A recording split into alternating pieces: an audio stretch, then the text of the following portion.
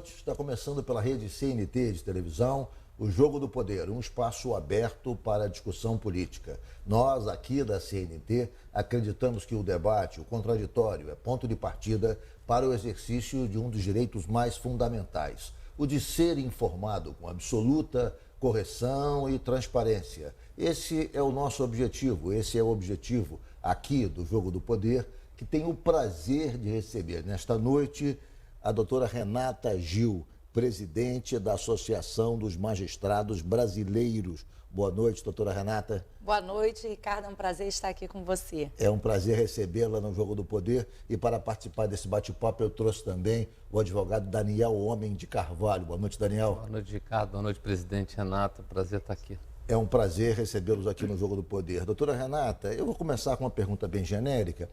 Como é que a senhora vê o momento atual do Poder Judiciário brasileiro, que se de um lado teve um protagonismo grande, fundamental e está tendo no enfrentamento da corrupção, por outro é apontado por alguns como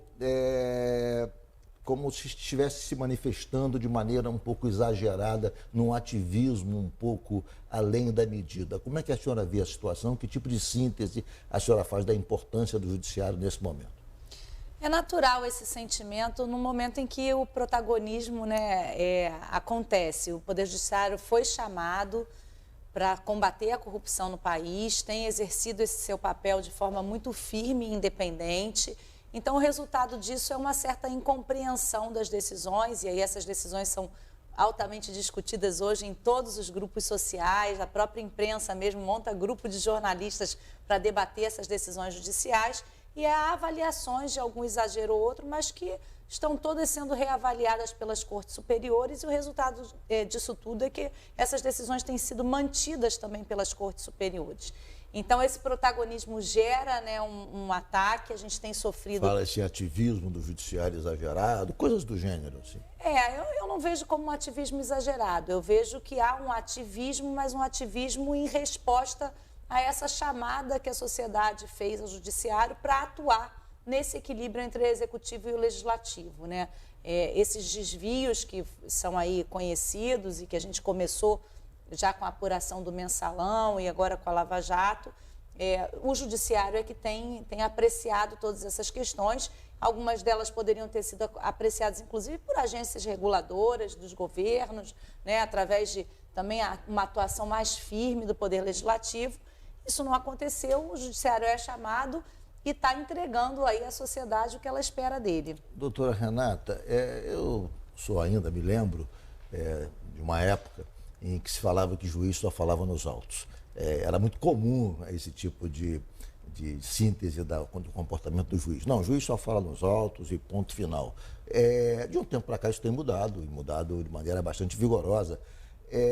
A ponto, inclusive, de se verificar, na minha opinião, alguns exageros. Por exemplo, um juiz de Campos que fez uma agressão no grupo de WhatsApp a um ministro do Supremo Tribunal Federal. Quer dizer, a senhora acha que na prática, tem havido algum tipo de exagero nesse exercício do direito de se manifestar publicamente, diferentemente do que havia anteriormente, quando o juiz só podia falar nos autos? Na verdade, a chamada do juiz para todos esses debates foi uma chamada que a própria sociedade exigiu e que a imprensa também exigiu, para o esclarecimento dessas decisões judiciais, né? Se fala muito no juridiquês, que o juiz fala uma linguagem rebuscada, e nós, juízes, nós magistrados, fomos chamados a explicar publicamente algumas decisões judiciais. Quanto ao comportamento nas redes sociais, que tem pertinência com esse caso que você leu, esse é um debate que está acontecendo agora, né? O próprio Conselho Nacional de Justiça está aí planejando uma resolução. Nós, do movimento associativo, somos absolutamente contra a qualquer regulamentação, porque a comunicação em redes sociais é um fenômeno contemporâneo. Ela atinge a qualquer cidadão. O juiz é uma pessoa como outra qualquer. E eventuais exageros já estão com previsão, né, de adequação pela própria Lei Orgânica da Magistratura e pelo Código de Ética da Magistratura. Pesquisa recente do CNJ aponta, do Conselho Nacional de Justiça, que é o nosso órgão regulador, nosso órgão fiscalizador, apontam que os juízes fazem uso adequado das redes sociais. Então, nós entendemos que eventuais excessos acabam gerando esse desconforto, mas esses excessos já estão sendo avaliados pelo Conselho Nacional de Justiça, como foi o caso do juiz Glautenir de Campos. Do juiz de Campos. O professor Joaquim Falcão costuma dizer que o século XIX foi o século do parlamento, o século XX o século do executivo. O século XXI vai ser o século do poder do juiz, do judiciário. A senhora acha que o poder judiciário está preparado para o poder do século que virá para ele, está vindo no século XXI? Absolutamente preparado. Isso é importante que se diga. Nós temos uma conformação de poder judiciário que está, né, estabelecida na Constituição, absolutamente forte e independente. Eu tenho dito que não há mais espaço para retrocessos. Nós temos agora, são desafios de modernização do nosso aparato legislativo. Isso está sendo discutido hoje mesmo, né? Nós estamos discutindo a aprovação no dia de ontem do pacote anticrime. Então, a modernização da legislação que é um ponto importante para que nós possamos entregar para a sociedade a justiça num tempo efetivo, né? E de modo a satisfazer todo esse clamor social. Mas eu acredito na força das instituições e digo mais, Daniel, eu acho que nós temos o melhor poder judiciário do mundo e os juízes mais preparados do mundo e um poder judiciário com maior capilaridade do mundo. Se nós olharmos a nossa porta de entrada para a justiça, é gigante. É bom que se diga, nós temos 1.300.000 advogados inscritos na Ordem dos Advogados do Brasil e apenas 18 mil juízes no país. Então, às vezes, essa desproporção gera uma sensação ainda de um poder judiciário ainda insuficiente, mas não é. Com toda a robustez das demandas judiciais que são apresentadas, nós temos hoje mecanismos céleres, né? Nós estamos já trabalhando, pensando na inteligência artificial e várias outras medidas de tecnologia e de readequação do espaço judiciário para esse novo tempo, para esse século do Poder Judiciário. Doutora Renata, a senhora falou no pacote anticrime, que foi aprovado pelo Congresso, e esse pacote tem várias questões, uma delas, vários itens, fala da criação do juiz de garantia, que é uma inovação. Eu acho que essa inovação se deu muito em função do debate que se estabeleceu no Brasil sobre a oportunidade ou não de nós termos aqui um juiz de instrução e um juiz que julgue, para evitar a confusão, para evitar a mistura de posições que talvez não fique muito clara, o juiz a participar de todo o processo de investigação e depois também no final ele julgar. E aquilo que foi revelado pelo site Intercept em relação ao juiz Moro. E isso trouxe esse debate que não havia no Brasil sobre a necessidade de se separar as funções. Quem faz a instrução não julga, e nesse caso é um juiz de garantia que, de certa maneira, é garantidor do cumprimento da lei durante todos os processos. Como é que a senhora vê esse debate no caso específico da criação do juiz de garantia e no caso da discussão que ocorre em outros países do mundo, onde existe o juiz de instrução e o juiz que finalmente julga o processo? Mas a gente também não tem aí um risco de ter mais uma instância? A gente criar mais uma? Na verdade, nós ainda não experimentamos adequadamente a questão do juiz de garantias. Essa história da contaminação, né, do juiz pelas provas que ele coleta antes, ela tem uma outra análise também. Sim. Esse juiz é muito mais preparado para analisar aquelas provas porque ele viveu aquela análise durante toda a investigação. Então, quando chega para ele todo o material, ele tem mais convicção, ele tem mais possibilidade de estar por dentro de todo aquele contexto probatório quando ele participa dessa fase anterior. E se nós admitíssemos que existe contaminação, todos os processos até hoje julgados na história do nosso país teriam sido julgamentos contaminados e, portanto, ilegais. Não é isso. O que eu penso é que talvez, né, se queira distribuir um pouco mais essas funções. A gente tem hoje uma fase pré-processual que é muito robusta, que é muito intensa, que demanda muitas medidas judiciais e talvez até para a efetividade do processo a gente pense nesse modelo de juiz de garantias, que pode ser também um tiro no pé, pode acabar ocasionando maiores delongas, porque você cria realmente um destacamento de uma fase com relação à outra. Mas o que a gente tem visto, e aí vem toda a minha experiência como magistrada criminal, né, há 21 anos que sou, de que há investigações que são muito longas, né, em que a análise daquelas interceptações, a análise dos materiais coletados em busca e apreensão demandam um longo tempo. Isso não necessariamente vai suprimir o tempo de duração da investigação, nem do processo, criar essa outra figura, esse juiz pré-processual. Então, a gente ainda não tem a visão adequada desse modelo, nós ainda não indagamos isso para a magistratura. A gente fez uma pesquisa recente na associação, né, quem somos a magistratura que queremos, em que os juízes analisavam como eles estão conformados hoje e o que eles pensam do futuro, e esse ponto não foi indagado, porque essas questões, elas dormitam no parlamento durante anos e anos, a gente imagina que elas nem sejam aprovadas, e aí, num determinado momento, porque acontece um fato político, elas voltam a tramitar em regime célere e sem a oitiva do Poder Judiciário.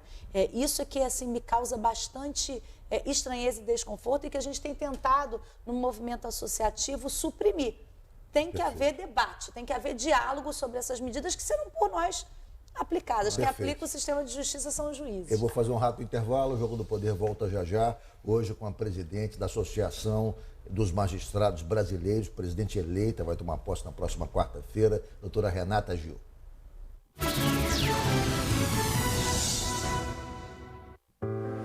O Rio de Janeiro precisava de uma virada. Mas tem viradas que dependem de todo mundo. Eu tenho orgulho dela hoje estar fazendo uma coisa que eu não consegui, que é estudar. Ela ficou 2 anos com uma falta enorme de professores. Isso dificultou muito. Eles contrataram mais professores. Do ano passado para cá mudou muito para melhor. Agora eu tenho essa oportunidade, me dá mais motivação. A virada na educação já está acontecendo. Com mais carga horária e novas turmas, os alunos voltaram às salas de aula. A virada na educação precisa acontecer também dentro de casa, com as famílias se envolvendo na educação dos filhos. Participe da vida escolar das crianças e jovens e ajude a construir o futuro que eles merecem e que o Rio de Janeiro precisa. A escola, para mim, é a base de tudo para você se tornar um cidadão. Governo do Estado do Rio de Janeiro, começando a virar o jogo. Voltamos com o Jogo do Poder, recebendo aqui a doutora Renata Gil, presidente da Associação dos Magistrados Brasileiros, contando com a participação do advogado Daniel Homem de Carvalho. Doutora Renata Gil, esse debate efervescente sobre posições do Judiciário, especialmente em relação ao Supremo Tribunal Federal, teve o seu ápice agora recentemente, quando novamente houve uma mudança de posição em relação à prisão em segunda instância.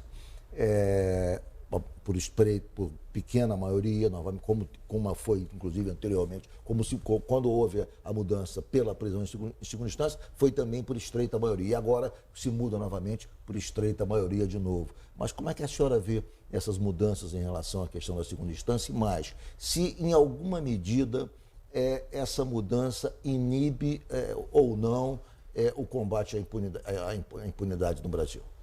Em verdade, eu tenho dito que o Supremo ainda não apresentou todo o seu entendimento acerca de todas essas novidades que têm sido apresentadas no contexto do combate ao crime no Brasil. A gente tem institutos muito novos, né? A própria condução coercitiva foi muito discutida naquela época, agora a questão do uso dos dados pelo COAF, não se conhecia, pela UIF, né? Que agora é a Unidade de Inteligência Financeira. Então, nós não conhecíamos todo o bastidor dessa apuração de crime organizado. Isso está chegando ao Supremo nesse momento, e eu acho que é um momento prematuro para nós analisarmos se isso significará algum retardo ou não no combate ao crime organizado. Eu tenho dito que as instituições brasileiras, elas são muito fortes e estão muito consolidadas. Eu não acredito em retrocessos. Eu imagino que todas essas decisões vão integrar um conjunto grande de decisões do Supremo, e aí então nós vamos poder avaliar se essas decisões terão uma interferência muito séria ou não na atividade da magistratura criminal. Do ponto de vista legal, a senhora tenta-se agora retornar com a prisão após decisão em segunda instância, mas através de uma mudança na Constituição, no artigo 102, nos artigos 102 e 105, transformando o trânsito em julgado na segunda instância. E não haveria mais recurso ao Superior Tribunal de Justiça, tampouco ao Supremo. Seria uma ação revisora, uma nova ação revisora. A senhora acha que essa modelagem é a modelagem mais correta para restituir na prisão em segunda instância? O que eu posso dizer é que os magistrados brasileiros, na pesquisa Quem Somos a Magistratura que Queremos, responderam que o sistema recursal brasileiro impede a efetividade e que a efetividade é a grande preocupação dos magistrados. E é o sentimento do povo, né? Da população que os ricos nunca são julgados e que o pobre vai para a prisão por qualquer coisa. Então, a magistratura, na pesquisa, através desse cruzamento de informações, dessas inferências, a gente pode dizer que eles pensam que as instâncias recursais atravancam o processo criminal e retardam o processo criminal. Agora, veja, é uma discussão tão acalorada que a gente tem na Câmara dos Deputados uma PEC e a gente tem no Senado um projeto de lei. Um projeto de lei que ontem, inclusive, foi discutido em audiência pública pelo ministro Sérgio Moro. Eu estive presente nessa audiência pública na Comissão de Constituição e Justiça e a gente tem diversos posicionamentos acerca disso.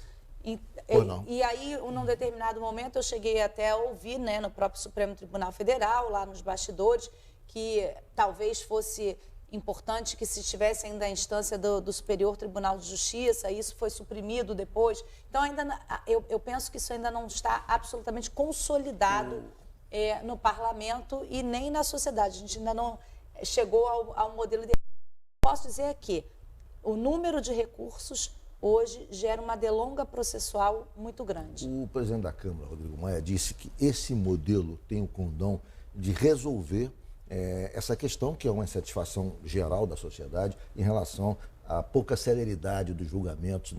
As pessoas acabam perdendo fé na capacidade do judiciário de corrigir situações criminais, porque o julgamento final, o trânsito em julgado, ocorre muito remotamente. E aí, então, o projeto que está sendo discutido seria aplicado não só à questão criminal, mas também na área tributária e também na área civil. Na área civil já é.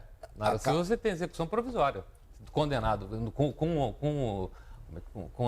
o acórdão em segunda instância, você pode executar provisoriamente. Mas, inclusive, na área tributária também. Sim, claro. Mas ele disse que agora seria constitucional. Quer dizer, a senhora acha que isso, de alguma maneira, ajuda a tornar menos morosa a tramitação, se isso for aplicado em todas as áreas, não só na área criminal? Com toda certeza. Toda supressão de instâncias, que desde que ela não seja inconstitucional e não suprima direitos das pessoas, dos indivíduos, que há uma proteção grande constitucional aos indivíduos, ela gera um tempo de processo diminuído e você entrega para a sociedade a resposta num tempo mais curto. O grande desafio hoje do processo no Brasil, seja ele penal, criminal, trabalhista, é o tempo de processo. A gente precisa reduzir o tempo de processo, porque isso faz com que os estoques novos sejam apreciados de uma forma mais célere. Então, é o desafio do Poder Judiciário contemporâneo, é o tempo de processo. E, ao mesmo tempo da cobrança da sociedade, você tem, obviamente, os juízes são seres humanos, precisam ler o processo. Não há processo simples. Ou seja, você tem, de um lado, o princípio constitucional da celeridade, mas você tem as normas do CNJ de que você tem que também proferir decisões rápidas, qualidade, mas em qualidade. Qualidade. Esse risco, esse meio termo entre qualidade e quantidade é que é um problema complexo para o juiz, né? Isso que o Daniel traz é uma preocupação muito grande da gente. Volta e meia eu sou indagada se a tecnologia vai substituir a atividade do juiz. E eu tenho absoluta certeza, digo isso claramente, que não, nunca, porque a atividade do juiz ela é absolutamente interpretativa. Nós levamos para casa os problemas dos processos, isso não é automático, isso não apresenta e dá uma decisão imediatamente, não é assim. Por trás tem a vida das pessoas, tem a constituição da economia de uma determinada localidade. Então, é uma preocupação muito grande que a tecnologia ela seja ferramenta e não o próprio fim da justiça. A justiça precisa de homens e precisa de bons julgadores. Doutora Renata, quando houve o julgamento de segunda instância, o ministro Toffoli, no seu voto, disse, olha, se nós formos respeitar a literalidade da lei, o aspecto literal da lei, não há outro caminho a não ser revogar. Então, enfim, fez a defesa do voto dele, pedindo, achando que a prisão de segunda instância não teria, digamos, respaldo na atual Constituição brasileira. E disse, olha, mas o Congresso pode mudar. Isso é possível, é perfeitamente possível. Ainda assim, ou seja, me pareceu que ele estava extremamente zeloso no respeito ao aspecto literal da lei. Mas ainda assim há uma grita muito grande da sociedade em relação a essas e outras decisões, pessoas defendendo CPI em relação ao Supremo Tribunal Federal. Isso é movido não só por partidos políticos, por entidades, grupos e tal. Como é que a senhora vê esse tipo de grita que defendendo CPIs, investigações em relação às decisões do Supremo, que na verdade são decisões técnicas, quer dizer, ainda que possam ser discutíveis, podem merecer debate, mas se dão no campo técnico, quer dizer, com diferenças de posição, obviamente. Vejo com muita preocupação. Inclusive, há impedimento legal de que CPIs sejam instaladas para apreciação de decisão judicial. E aí as pessoas também não pensam que isso se parametriza depois para os estados, né? As assembleias legislativas agora, quando um juiz der uma decisão contrária àquele interesse, também vai instalar uma CPI para cuidar, né, de decisão judicial. Então, nesse sentido, nós somos absolutamente cuidadosos com essas matérias. Tudo que é conteúdo decisório não pode ser objeto de CPI, não é porque eu estou dizendo não, é porque isso está escrito na lei. Não, okay. É o princípio da Constituição, absolutamente. Vamos a um rápido intervalo, o Jogo do Poder volta já hoje com a doutora Renata Gil, presidente da Associação dos Magistrados Brasileiros. Precisava de um coração novo, mas quando achava que eu ia morrer, eu renasci. Estamos começando a virar o jogo na saúde. Graças ao governo do estado do Rio de Janeiro, a taxa de autorização das famílias para doação de órgãos dobrou. E outra notícia boa na saúde. Depois de anos, os repasses para os municípios voltaram. Antes faltava meu remédio, agora não falta mais. Sinto uma mudança acontecer na saúde. Meu sonho é ser médico. Eu tô virando o jogo. O Rio vai virar também. Governo do Estado do Rio de Janeiro. O que a senhora acha da saúde pública da nossa cidade? Que saúde pública? Isso não existe. Mas a senhora já precisou de usar um hospital público? Eu não, tenho plano de saúde. Entendi. Não usa, mas não gosta. E você? O que você acha da saúde pública? Já usei com a minha filha, que ela fez a operação de otoplastia. Era chamada de orelha de abano no colégio. Muito bullying que ela sofria. Aí depois que ela operou, ela até é mais feliz, né? Estou acabando de sair agora aqui do Hospital da Piedade, de uma cirurgia que foi realizada e assim, não tenho o que reclamar. Eu fui bem atendida da recepção até o médico. Tinham várias crianças lá, tudo operando, né? Tudo de hérnia, foi um mutirão mesmo. Em 2018 eu operei os 2 olhos aqui. Levei 10 meses de tratamento aqui, os médicos, a maior paciência, muito bom. Minha mãe está viva graças ao atendimento, inclusive, do Hospital Miguel Couto. Entrei no mutirão da catarata, fui atendida rapidinho, fui bem atendida. Viu só? Quem usa a prova. Na hora da emergência, o plano é um só. É com a prefeitura que você conta. Nós voltamos com o Jogo do Poder, recebendo aqui a doutora Renata Gil, presidente da Associação dos Magistrados Brasileiros, vai tomar posse na próxima quarta-feira com a participação do advogado Daniel Homem de Carvalho. A senhora deu uma entrevista na Folha de São Paulo essa semana, em que a senhora fala que não é o momento de discutir um pouco a questão dos salários da magistratura. Essa é uma discussão que, obviamente, muito forte, é um debate muito efervescente na categoria e também na sociedade. Às vezes fala-se que o magistrado agrega ao seu salário penduricalhos e tal, e acaba fazendo o valor ficar bastante alto por conta de gratificações, enfim, algo não muito claro. Como é que a senhora vê esse tipo de crítica e como é que a senhora vê, digamos, por outro lado, o clamor que há dentro da sua categoria em tentar resolver essa questão, que parece que é uma questão que preocupa a magistratura? A gente está num momento em que essas questões são discutidas por pessoas no parlamento que já foram processadas, já foram investigadas, já tiveram seus bens bloqueados em ações de improbidade, em procedimentos criminais. Então, a gente entende que no momento em que o judiciário é chamado para ajudar a sociedade no combate à corrupção, né, na sua atuação funcional e institucional, essas questões, na verdade, mais parecem represália, né, um contra-ataque do que efetivamente uma discussão. Eu tenho dito que a estrutura do Poder Judiciário, todas as suas prerrogativas, a movimentação do magistrado na carreira, se o magistrado for para uma comarca, né, se remover, se promover, isso está previsto, as regras estão previstas na Constituição. E por que, Ricardo? Na Constituição e não na lei? porque o Poder Judiciário é tido no nosso Estado democrático de direito como um pilar desse Estado democrático de direito. A proteção constitucional não é uma proteção da carreira, é uma proteção do poder. Nós somos agentes de poder, então é uma proteção da sociedade. Quando você enfraquece o Poder Judiciário, você está enfraquecendo a própria sociedade, você está deixando de entregar à sociedade o que ela merece. Então, nesse debate eu tenho esclarecido que algumas questões, no outro dia eu estava tratando de permuta de magistrados na Comissão de Constituição e Justiça. E aí um parlamentar me disse... Permuta entre estados? Permuta entre estados, porque já é permitido em nível federal, tanto para os trabalhistas como para os federais, mas para os estaduais não. E hoje nós vemos que os concursos têm natureza nacional e colegas que estão em regiões como do Nordeste, cidades limítrofes, querem ficar perto da família e não podem por um impedimento constitucional. E aí um deputado me perguntou, mas por que você não está trabalhando também, você líder associativa, pelos servidores do seu tribunal, dos tribunais? Aí eu disse que, no caso da magistratura, essa proibição de movimentação na carreira por permuta está na Constituição. E no caso dos servidores está nas leis, né, estaduais, no RJU.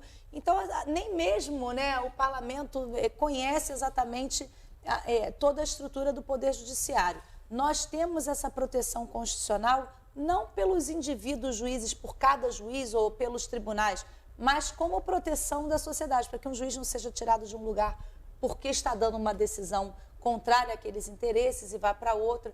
Então, é isso que eu tenho tentado sensibilizar o parlamento. Nós temos hoje, Ricardo, portais de transparência em todos os tribunais. Os nossos salários estão todos ocupados, inclusive com risco, né, a nossa própria pessoa, com identificação de CPF, de nome. Quem quiser saber quanto ganha um magistrado, é só entrar no portal.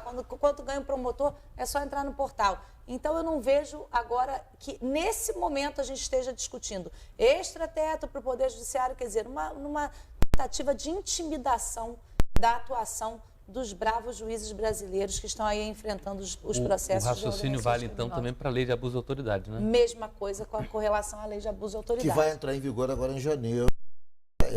A propósito, eu queria saber o que a senhora acha disso e que tipo de, digamos, de engasgo pode provocar no exercício da profissão, que tipo de embaraço pode provocar, ou não, é inócua. Qual é a sua avaliação? Punir quem pune é caminho para a impunidade.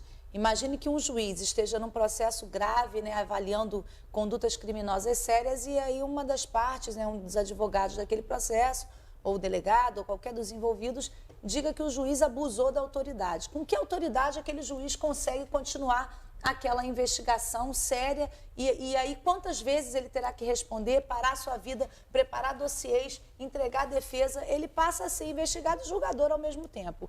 Então, isso é uma tentativa clara de inibição, e não sou eu que estou dizendo isso, não. Os parlamentares, no dia da sessão do Senado em que foi foi apreciado o projeto e a derrubada dos vetos lá, eles diziam que, em razão das questões pessoais, que no meu processo o juiz abusou de autoridade.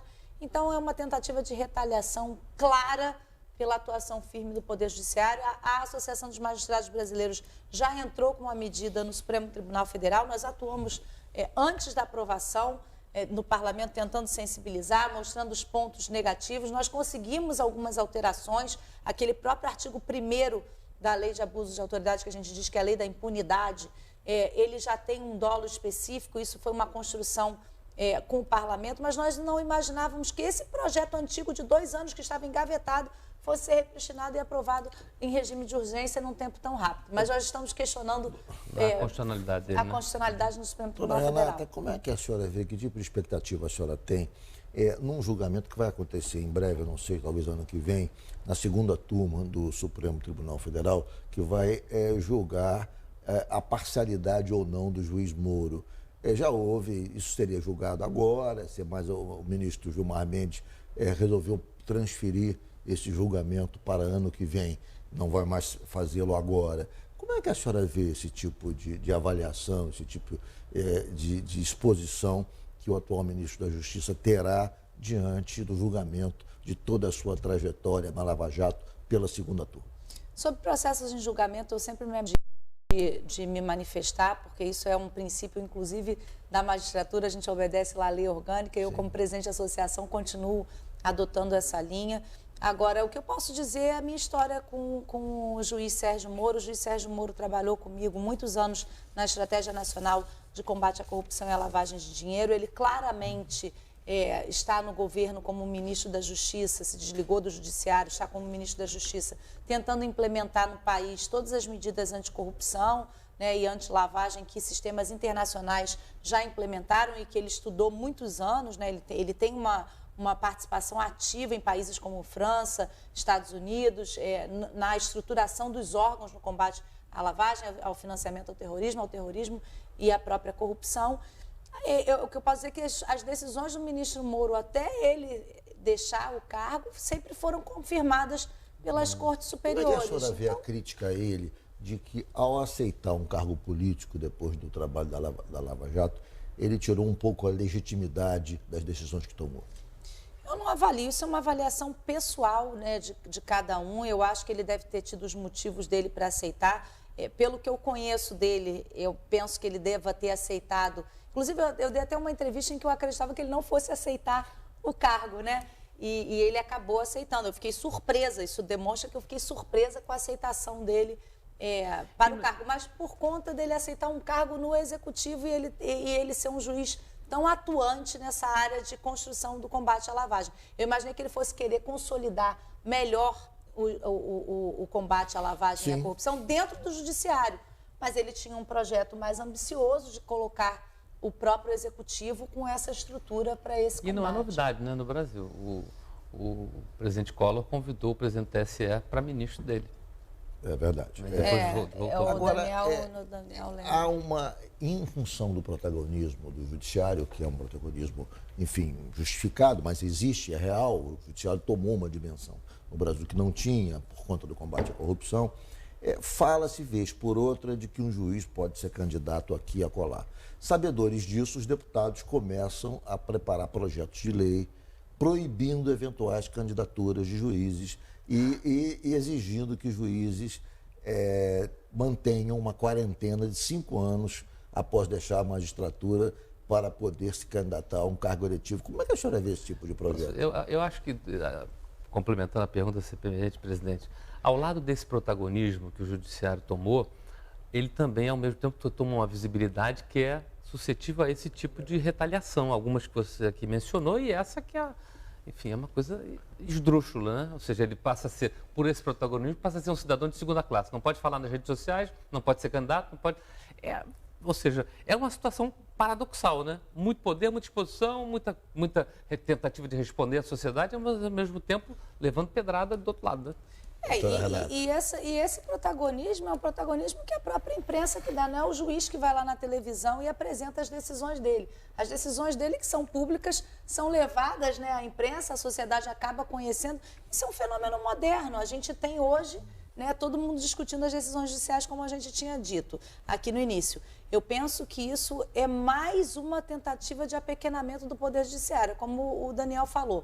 É transformar o juiz num sujeito que não pode mais nada nessa vida. A gente já não pode ser síndico de prédio, a gente não pode ter empresa, a gente não pode nada, a gente só pode receber aquele salário e ser juiz. E dar aulas, né? Que mesmo assim, hoje, o valor de aulas, a gente sabe como é que é. O juiz, para dar aulas e ainda contemporizar com toda a carga de trabalho, ele não consegue ser um professor. Pode dar palestras também, né?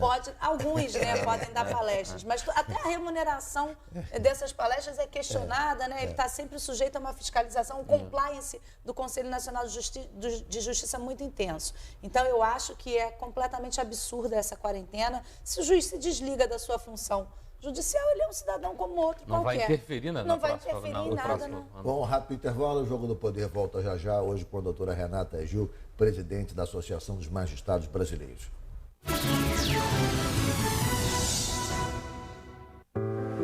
O Rio de Janeiro precisava de uma virada. Mas tem viradas que dependem de todo mundo. Eu tenho orgulho dela hoje estar fazendo uma coisa que eu não consegui, que é estudar. Ela ficou 2 anos com uma falta enorme de professores. Isso dificultou muito. Eles contrataram mais professores. Do ano passado para cá, mudou muito para melhor. Agora eu tenho essa oportunidade, me dá mais motivação. A virada na educação já está acontecendo. Com mais carga horária e novas turmas, os alunos voltaram às salas de aula. A virada na educação precisa acontecer também dentro de casa, com as famílias se envolvendo na educação dos filhos. Participe da vida escolar das crianças e jovens e ajude a construir o futuro que eles merecem e que o Rio de Janeiro precisa. A escola, para mim, é a base de tudo para você se tornar um cidadão. Governo do Estado do Rio de Janeiro, começando a virar o jogo. Nós voltamos com o Jogo do Poder, recebendo aqui a presidente eleita da Associação dos Magistrados Brasileiros, Renata Gil, contando com a participação do advogado Daniel Homem de Carvalho. Doutora Renata, o ex-governador da Bahia, ex-ministro Antônio Carlos Magalhães, dizia que o judiciário é uma caixa preta, enfim, ele tentava abrir a caixa preta e não conseguia. Muito bem. Exatamente na Bahia, essa semana houve uma prisão de uma ex-presidente do Tribunal de Justiça da Bahia por corrupção, supostamente venda de sentença. Houve o afastamento do presidente do Tribunal de Justiça da Bahia, também sobre suspeição de venda de sentença. Como é que a senhora vê esses episódios no judiciário que, de certa maneira, traz uma nódoa na profissão, já que são casos a julgar pela decisão do ministro do Superior Tribunal de Justiça, que autorizou a operação, bastante graves? O pensamento do Antônio Carlos Magalhães está ultrapassado, né?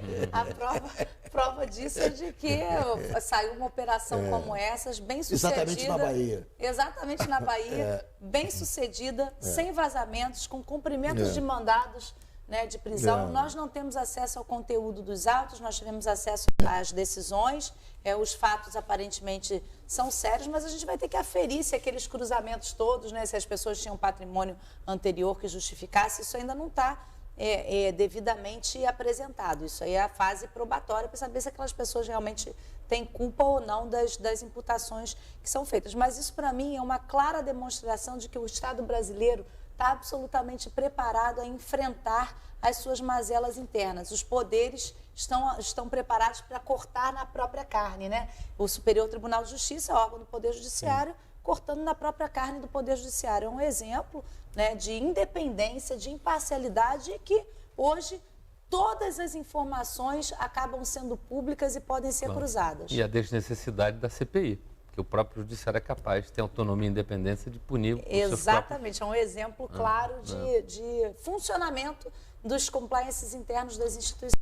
Doutora Renata, o ministro Barroso, num livro lançado recentemente sobre os 30 anos da Constituição brasileira, disse que a Constituição tem vários avanços, citou todos os avanços que, na opinião dele, foram significativos e relevantes para a evolução institucional do Brasil, mas que a Constituição pecou em duas questões. Na questão do sistema político, que aí ele fala como sistema eleitoral, financiamento de campanha, sistema de representatividade, e na questão do enfrentamento da corrupção sistêmica. Como é que a senhora vê essa análise dele? A senhora concorda? E que tipo de avaliação a senhora faz dos avanços ocorridos nesse interregno de vigência da Constituição de 88? Crueldade me fazer avaliar o pensamento do ministro Barroso, professor da Universidade Estadual do Rio de Janeiro, que eu fui aluna, e um grande constitucionalista, um homem público de muita respeitabilidade.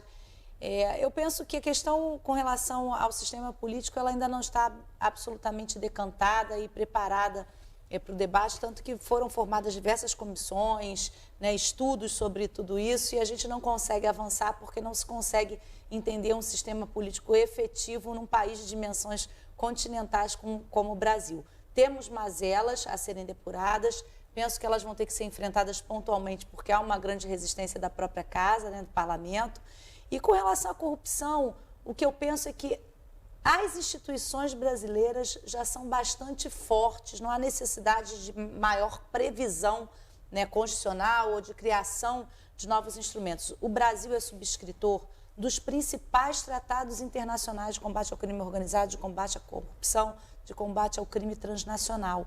Basta que nós consigamos densificar essas normas dos tratados internacionais. Um passo importante foi a aprovação do pacote anticrime. A gente ontem teve aprovado, por exemplo, o confisco alargado, o agente infiltrado nas redes sociais, o uso dos bens nos processos criminosos para as forças de segurança pública. Então, esses instrumentos todos eram muito discutidos há alguns anos no Brasil e nunca foram implementados. Precisa da aprovação desses diplomas legislativos e da concretização dentro das instituições de todas essas medidas, que são medidas que já são adotadas há alguns anos pelos outros países. Nesse sentido, eu acho que o Brasil avança muito, nós já estamos avançando bastante, esses casos todos de corrupção que nós temos enfrentados são baseados em novos instrumentos legais, como a colaboração premiada, né, que é tão discutida, mas já é um sistema já adotado, os acordos de leniência, e tudo isso que já tem sido aplicado já demonstra que o Brasil está preparado para o combate à corrupção. Como é que a senhora vê essa divisão que me parece que existe no Supremo, mas se projeta no Judiciário de maneira geral, entre juízes garantidores e juízes punitivistas? Quer dizer, quando se coloca julgamento do Supremo, os espectadores, os brasileiros vão para a televisão e parece que existem dois times em campo, claramente formados dentro do Supremo. E isso se reflete também em outros tribunais. De um lado, aqueles que são garantidores dos direitos individuais. E de outro, aqueles que atuam da punição mais exacerbada. Como é que a senhora vê essa divisão? Que se existir agora é uma coisa muito flagrante no exercício do direito, da magistratura especialmente. Mas existe também a necessidade de conceituar a atuação dos juízes, né? Se ele é garantidor ou se ele é punitivista, ou seja, não necessariamente... Nós no final, temos 1 minuto e meio. Na verdade, a gente tem a construção acadêmica, né? O juiz, ele é antes um estudante de direito, foi estudante de direito, né? Ele esteve nos bancos das universidades e os grandes nomes são alguns garantistas e outros não garantistas, né? Agora eles têm uma nova acepção para o garantismo, é garantidor da vítima, da sociedade. Os nomes estão todos remodelados de acordo com o momento atual. Mas eu penso que isso são correntes de pensamento e todo pensamento diverso é importante para a sociedade, é importante para o debate. Imagine se todos pensássemos da mesma forma, a gente não teria uma democracia avançada e com conceitos que estão em mutação. Às vezes é um conceito que tem uma linha mais liberal, eu posso dizer assim, ele é incorporado a uma linha mais rígida e isso é adaptado e a gente chega num modelo que é um modelo mais eficiente para o combate a esses crimes todos. Então, eu penso que isso é natural, são linhas de pensamento que são construídas já nos bancos universitários. A senhora assume quarta-feira a presidência da Associação dos Magistrados Brasileiros. Em 30 segundos, qual é o seu objetivo, o seu papel central ao presidir a entidade? Lutar fundamentalmente pela independência do Poder Judiciário. Esse é o valor que é mais caro para o Poder Judiciário, a autonomia dos tribunais, a independência do juiz para julgar os seus processos sem nenhuma interferência política, sem nenhuma pressão, sem nenhuma intimidação. Nós não vamos tolerar intimidações ao Poder Judiciário. Ele vai permanecer forte e firme, Renata, como ele tem sido. Foi um prazer recebê-la aqui no Jogo do Poder. Parabéns. Foi um prazer enorme recebê-los aqui. Muito obrigado por ter vindo. Muito obrigada. Muito obrigado, Daniel, por ter aparecido. Ricardo. Parabéns, presidente. E obrigado a você que nos acompanhou de casa. O Jogo do Poder volta no próximo domingo às 11h15. Muito obrigado pela sua audiência, eu agradeço e até lá.